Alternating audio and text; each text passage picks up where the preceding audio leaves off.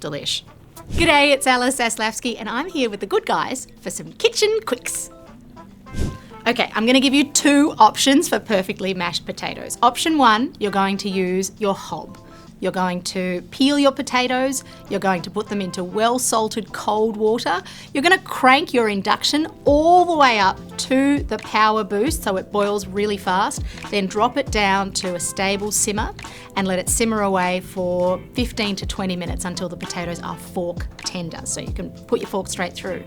You drain them out, put them back in the pot, let them steam out. You want to get as much liquid out as possible. And then you put it back on the heat on like a low, like a 2 or a 3. Then in goes your milk. Once the milk is warm, you're gonna add some cold butter nubs in there. Switch off the heat, take it off the hob, mash it, and you've got perfect mashed potatoes. The only thing you need to finish it off, some nutmeg and some salt and pepper. Yum!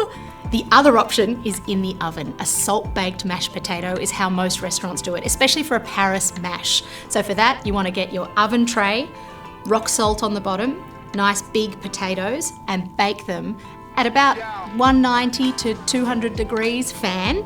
So you want them really hot, really blistered on the outside and super soft in the middle. It's going to take at least an hour. Bring them out, the salt draws out the moisture so that the potatoes are really fluffy.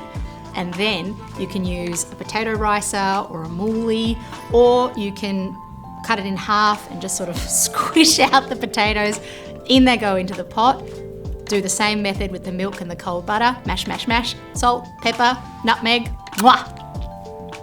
That's it for today's Kitchen Quicks. Don't forget to ask your quick cooking questions at The Good Guys.